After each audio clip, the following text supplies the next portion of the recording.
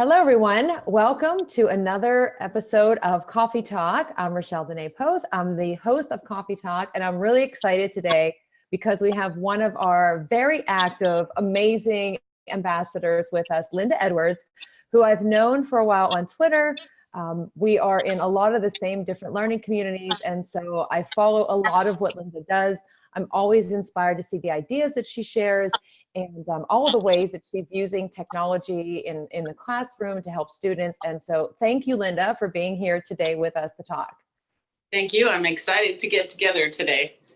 Yeah, and so if you could, for people that don't necessarily know a lot about you or just becoming familiar with the Buncee Ambassadors and Buncee community, could you tell us a little bit about your background, your educational background, your professional journey, anything that people might like to know about you? I'm certified in early childhood education and special ed, and for the last 25 years I've been doing special ed. This year I'm doing grade 1 early reading intervention, and I have been doing that for about 12 years, but I'm not doing special ed. I'm now doing technology integration for the rest of my day with the grade 4, 5, and 6 in our school. So it's a variety of everything from Buncee to merge. Yeah, and I was thinking as you were answering, I was wondering what role technology does play in every day for you in the classroom, because I know for a lot of educators that I talk with, getting students started, like what is the right age, how do you bring it into the classroom, how much is too much. So for you, what is like kind of your typical, when you look at technology to bring in, what do you consider, or what's most important for you? Most important for me, and maybe because I'm always working with kids who have learning challenges, is finding ways that they can demonstrate what they really know. And for a lot of my kids, the program that I have been in for the last number of years was called the Homeschool program. So those children had a variety of learning challenges, and for some of them, they didn't take any pride in their work. So one of the things when I started using Buncee with them was they could create something that looked first class that they were really proud of.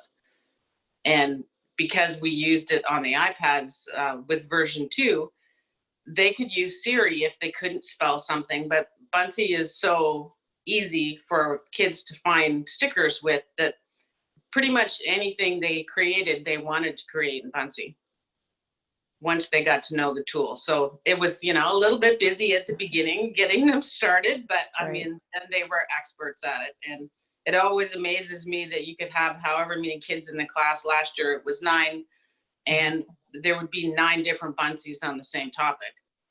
Right. So, that's one of the things that's really great is that, and it's same thing with the kids that I'm doing Buncee with this year. A regular grade 4 or 5 is with 34 kids in it. But they too are, they really love Buncee, and we've had a Buncee Kids Create Lunch where they've been working on some of the special projects because I don't have enough time with them to, pick up all the projects that I've been doing in the last couple of years. So in order to do that, we decided we'd have Buncee lunch together once a week.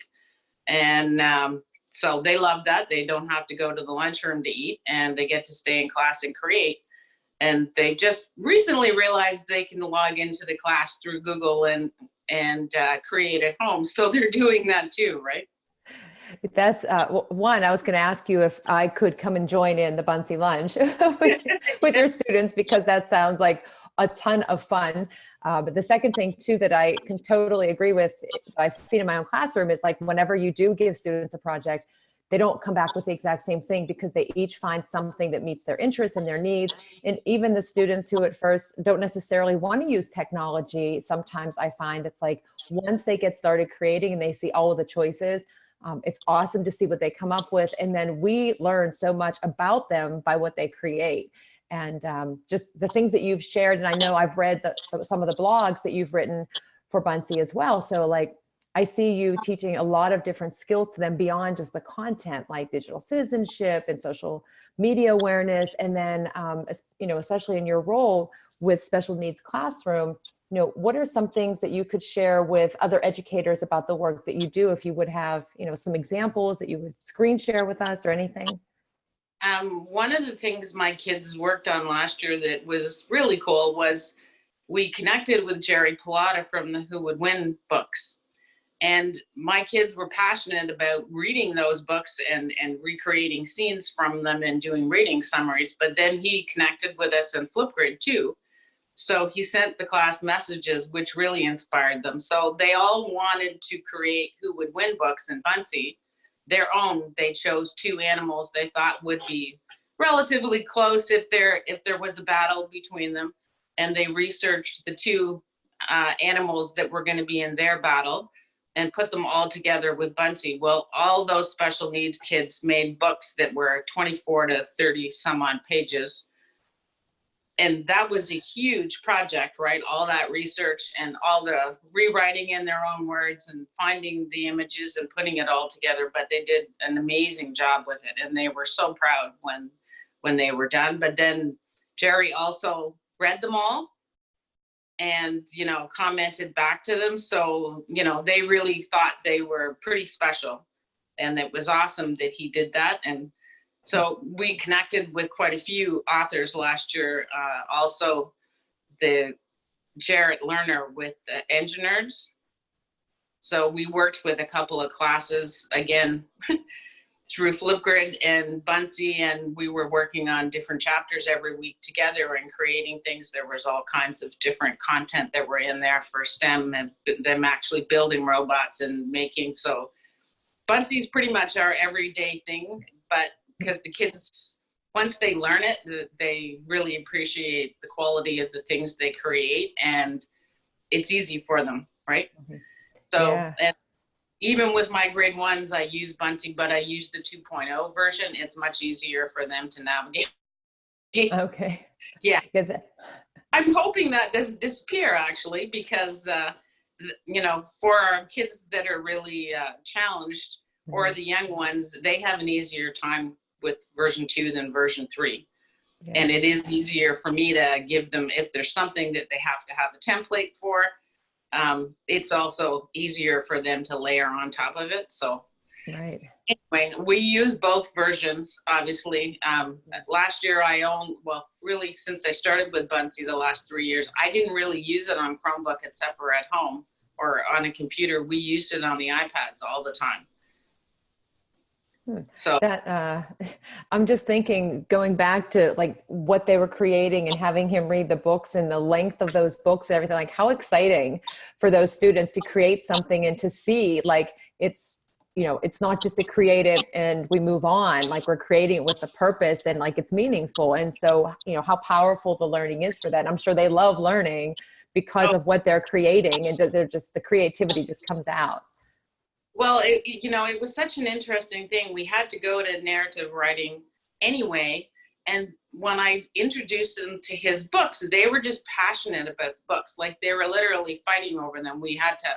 I had to buy extra sets, and, I had to really keep control of where they were. And there was a sign up every time there was a new release to get the new book. And, and that's when, with all the stuff we had to do for language, our expectations, I was like, really, this will connect so many dots, and it will be something that they will do a good job on because they're passionate. Because a lot of times with the kids in special needs, they either hate reading or they hate writing or both. So this really was a passion for them, and I've never seen them work so hard at anything before. Wow. And that he connected with us and was willing to leave the kids messages and things, that really inspired them, and it was so powerful. Yeah, I bet it was. I mean, just thinking of how excited they would be to experience that, and just the memories and attaching the meaning to what they created and how it was shared, and just the response from teachers and other adults just makes a huge difference for them. And so could you share like some examples of some of the Buncees that the students have done, or things that you've created for them and used in your classroom that maybe you could share for us to take a look at? Yeah, I brought up a couple of things with Immersive Reader because we were kind of planning on talking on that, but we've kind of gone sideways. So I can bring up some of the kids. I'll just have to kind of switch it around. Oh, no, you know what? I would love to see the immersive reader too. Anything that you want to share would be great, because not everybody knows about all the different features and the ways that educators are using them. And so the more that we can share, by all means, go ahead. We'd love to learn. Okay, well, I just put this one together when we talked about the coffee talks. And we have a little girl that came to Canada in the fall from Peru. And she speaks English with regular, like, everyday language, the content, but not so much the vocabulary for like science and social studies. So this was something that we were working on with MergeCube, but she was thrilled to change it into Spanish. Oh, I don't know if you've got sound, because I have my sound turned off. Oh, yeah, I don't hear it, but that's okay. Yeah, it's okay. So sometimes for her, like, she's just, although she can handle the everyday language in the classroom, she's thrilled to be able to use this and turn it into Spanish. And it's kind of soothing to her sometimes that she will, like, play back and forth with this, and just so she can listen to her familiar language. But so that's been great for her. We had like 3 new students that started this year. 2 came from China. One spoke no English whatsoever. So he's also been enjoying the Immersive Reader. But today I was doing a lunch and learn, and the teachers were very interested in Immersive Reader also, because they have kids with varying abilities, and being able to use it and turn it all on. So what I love about it is that it levels the playing field for everybody, and especially the kids. And we have, 70% of our school is English as a second language. So they're all at various stages in their acquisition of English. So when it comes to science and social studies, that vocabulary is completely out of reach. But with having Immersive Reader, and then just, hovering over a word and the built-in dictionary coming in, that is really great. They don't have to keep switching from one thing to another thing. Right. They like being able to, they'll listen to the instructions in English, and then they'll listen to them in traditional Chinese if that's what they need, or Spanish. And then they kind of flip back and forth. But because some other tools, you layer a toolbar on top, and they're great tools as well, but you have to keep clicking, different boxes to get the dictionary, to get something, where this is here, that you can use it all the time. So I'm really grateful that Buncee partnered with Immersive Reader, because most of my favorite apps happen to have partnered with Microsoft and Immersive Reader. So it's great. They're using the same tools in Buncee and Merge and Flipgrid. So they become pretty adept at doing them. Yeah, and it definitely makes a huge difference. I know in my Spanish classes as well, just for them to build confidence in speaking and to prepare for a presentation, if they want to listen to it and repeat after it, and practice at their own home, or for students who, their parents are not native English speakers, just to be able to convert that language to them so that, you can access the information easier. Yeah, and that's one of the things I've loved about it.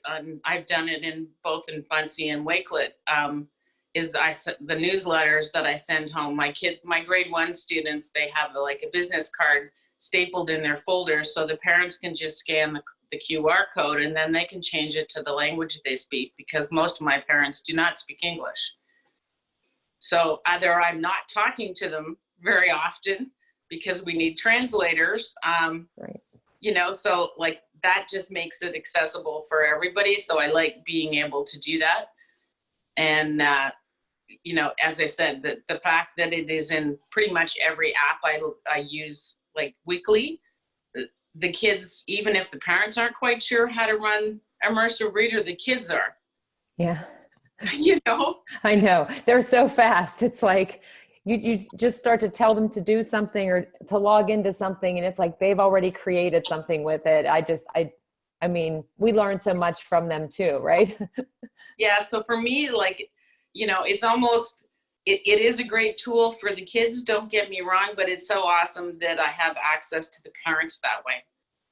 Because yeah, I totally agree. my parents I can't communicate with, and you know, they're from everywhere. With 70% of our school population being from somewhere else, that's a problem. Yeah.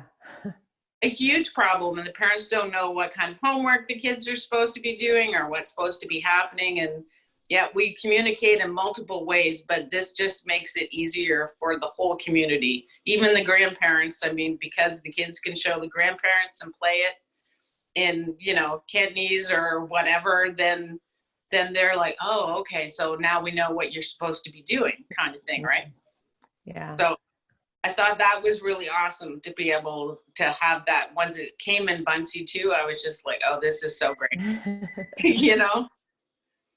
So the kids pick it up pretty quick because it's fairly simple. And I mean, yes, there's all the other awesome tools of syllables and, you know, nouns and verbs and everything. That's really great. But the communication aspect for me with everybody that is part of the learning community is really great. And the teachers that I was showing this to today at lunch, they were so excited, you know, just basically, oh, we can create collections of science and the kids will be able to understand it, you know, listen to it in another language and they can share it with their parents. And so they were really excited about it. So it's really, because otherwise we didn't have access other than recreating, but I like it for differentiation too. Right? That you can give the kids the same, you know, mostly the same tools and create folders for them, and it's private differentiation.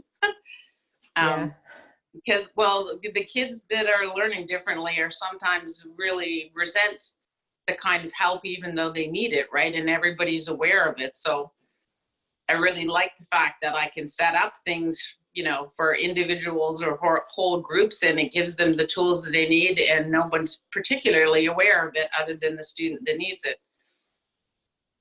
Yeah. And one thing that, as you were speaking, like, and I know the types of things because I see that you share them, like you're always sharing on Twitter and just different communities. I mean, so openly with what you're creating, but what you're also having students create. But I knew that you created these newsletters, and not until we've had this conversation now did it actually like click to how valuable Immersive Reader is. I mean, I knew at that level, but the way that you're using it to connect with all those parents, I mean, that is a high number, 70%.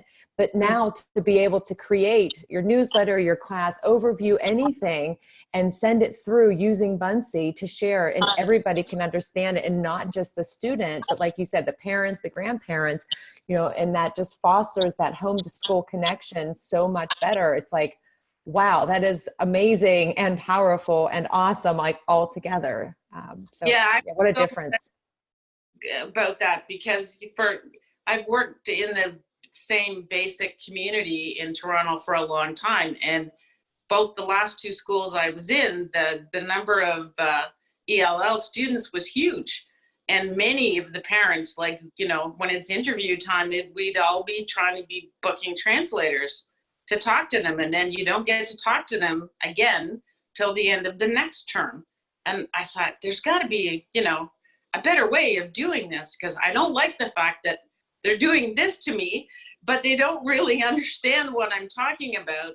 And, you know, the kids, depending on the kids, they may or may not exactly tell them the same message that you're trying to use them to translate. This way it's even for everybody. So I was so excited this year with starting school, and the fact that everybody had Immersive Reader now, that no matter what it was I sent home, you know, I could use Immersive Reader with them. So at Meet the Teacher early in the fall, I was showing them how to change the language. And it is a little bit confusing in there because there's, I don't know if you've looked, probably you don't have any Chinese population, but there's several versions of Chinese in there. And I wasn't sure which one was which. Right. Yeah, I did notice that. Yep. I wouldn't necessarily know. So, you know, showing the parents that they could do this, and then they know, like, whether it's the school newsletter or whatever, they can use Immersive Reader in there and translate things, so they definitely know what's happening. So I mean, I still write in the kids' agenda every day, and they get it in multiple ways, but they've got access to it in Buncee, they've got access to it in Wakelet, and between the two sets of newsletters, there's no reason why they wouldn't know what's happening with their child.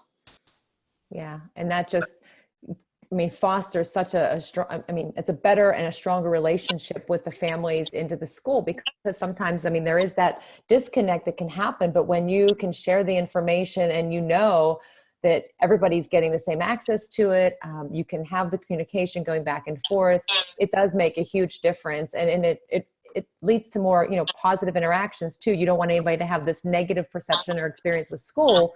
And I love when technology has such a purpose like this, where it facilitates that communication and really brings the community together. Yeah, I was pretty excited about that because of the neighborhoods that I work in too. But I just thought, you know, this is amazing now. It's not only helping the students in the classroom, it's helping their whole family. Yeah, no, that's fantastic. So I guess I would, you know, bet on saying that Buncee really has made a huge difference. Like if you think before Immersive Reader, like you said, bringing in translators, but now you can just share this, you can create, the students can create. And I mean, it can go so far beyond just the classroom and the community. I mean, you're sharing what your students are creating with educators from around the world, and anybody can now like read the story that the students write or exchange information and learn about each other. So I think that's really awesome. I just wanted to say. Yeah, me too. That's why I was so excited. And as each of my half a dozen favorite apps started picking up Immersive Reader and developed relationships, I just thought, oh, this is so wonderful, you know, because that was the missing connection. No matter how hard we tried, the communication with the parents who didn't speak English was not as good as everybody else. And, you know, I thought that was really not very equitable. So now it's kind of an even playing field for our whole community. And so I thought that was really exciting. But even at Meet the Teacher Night, I mean, if you do a poster with your newsletter in Buncee, you can change the language on the smartboard. You know, if predominantly the people are there that speak, you know, Cantonese, you can switch it all to Cantonese or play it in both languages. It just gives us options we didn't have before. Right. And it's just amazing when you scroll through to see all of the languages that are available and just how quickly you can change that. Just, it makes me think back to when I started to teach years ago compared to now, like how many things have changed and how much more, you know, we make things accessible for all students. And that is so important. Yeah. So thank you for sharing that. Is there anything else that you would want to share with the Buncee community, the Buncee ambassadors? I didn't bring up any other Buncees because I was really kind of focused on Immersive Reader, but I mean, I use it with kids from grade 1 to grade 6, basically. And our French teacher this year I just got her started using Buncee, and we have a group of students that have fairly significant learning challenges, and she has to teach French to them anyway. So I don't know if you saw the post with that, but she created a color book in French with the kids, and she used Buncee, and she was super excited about it, and the book turned out beautifully. They printed it all out and bound it, and it's in the kids' reading center in their classroom, and she's, you know, thinking about other things she can do, and she felt like at least she was bringing the curriculum to those kids in a fun way, and they were able to handle it, and they were so proud of what they created. Yeah, and them creating it and then having what they created, one of the resources in the classroom. I mean, that in itself, I mean, what an authentic way to help students learn, because what some student created, then you can share it with the other students, and it's just attach more meaning to it. So another awesome example of Buncee and how it's used. And before we end, I did want to bring up something that you're doing now that I think is just another great example of how giving you are, and you're just so dedicated to helping and doing acts of kindness for others, is your Valentine's for Vets that you're doing. And I loved looking at some of the ones that were posted on the Buncee board. So anything that you would like to share about this Valentine's for Vets? Yeah, my kids haven't done their final submissions yet because they wanted to make more than one. So I haven't added too many to the board yet. They're working on them again tomorrow before they're finally going to get submitted and printed. But they were so excited to see the Buncee staff ones that were in there, and Mrs. Monty's class from Florida, and yours in there. And it was great because they could see different examples of how everybody looked at it as well. But they just couldn't believe that the whole Buncee team kind of jumped in and all made one too. So they were really excited about that. And so was their classroom teacher. They were just like, wow, I can't believe the company even got involved in it. And I said, well, they're a really great company that is very passionate about being kind and helpful to people and various things. So I said, I'm not that surprised that they jumped in, but I said, it's a small staff and they're super busy. So yeah, it's awesome that they took the time and created their own Buncees. And again, none of them are the same. Nope. I know. And I love looking at what the students choose to write, like the words that they put on there, how they just personalize them. And they're just so heartfelt. I just think it's just such a nice thing to do. And I was so excited to just create my own, you're right. Like there are so many ways to create with it. And honestly, like once you start creating, like the time just passes by, like you don't want to stop. And the students really do love it. So yeah, no, that's me. I don't even know how many Buncees I have out there now. Probably 1,500. I have no idea. Like I use it for everything I create. That's assignments, the kids, and it's just my go-to thing. Even if I'm using Google, it looks kind of dead to me. So then I'll create a Buncee header or bring in other like Buncees with blogs because I'm like, really? I have to do this in Google? No, it looks too boring.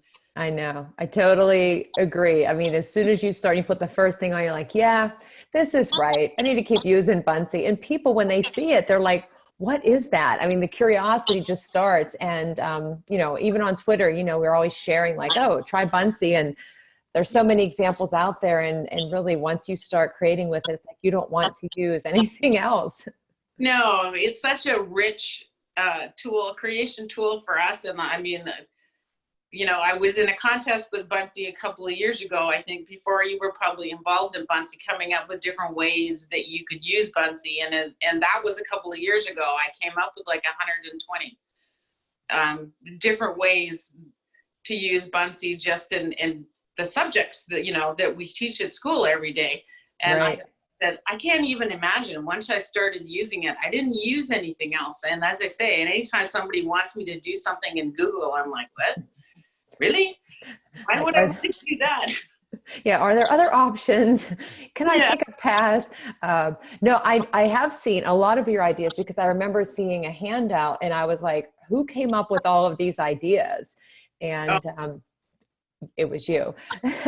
So it's there's so many. Great. I mean, even my kids learning sight words in grade 1, like I could give them a plain card with a piece of paper with just the words on, but I don't, it's always like seasonal or holidays. And then the words are there because they're recording themselves reading it for practice and stuff. It's just way more interesting to them and way more interesting to me too.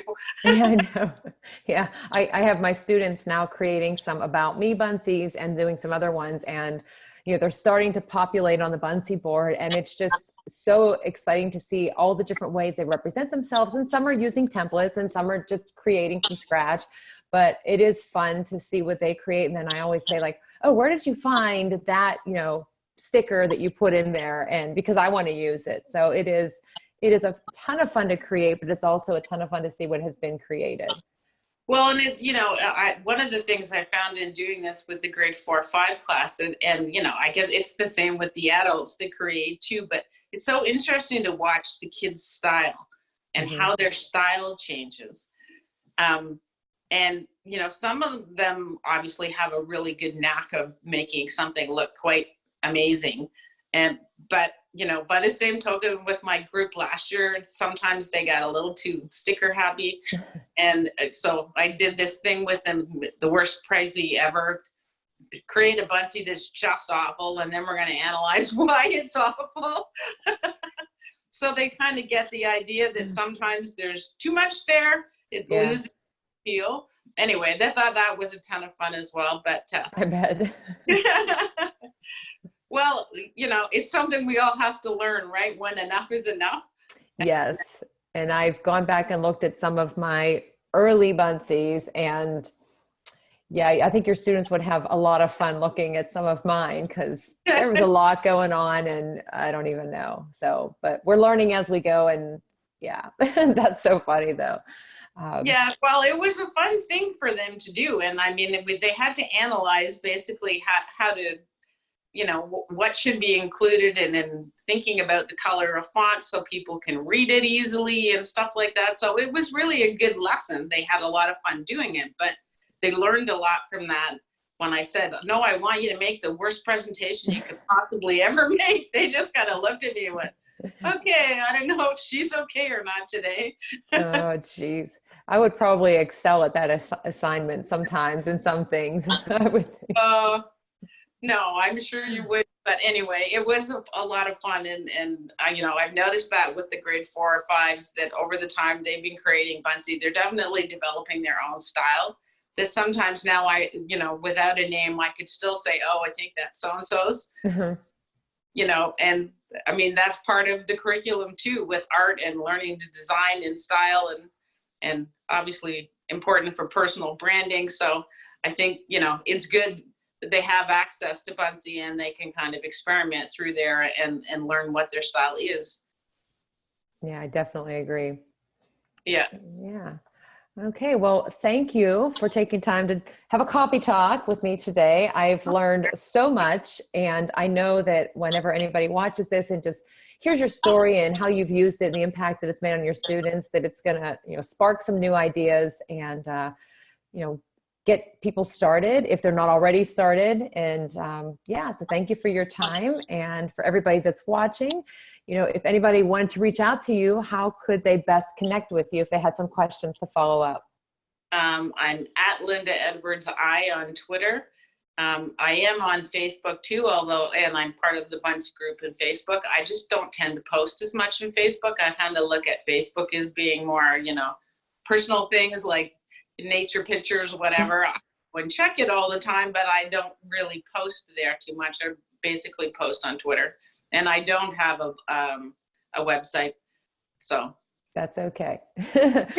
we can't do, there are so many different things right now, but yeah, that's awesome. Well, thank you again. And we'll catch everybody next time. Okay. Thanks a lot.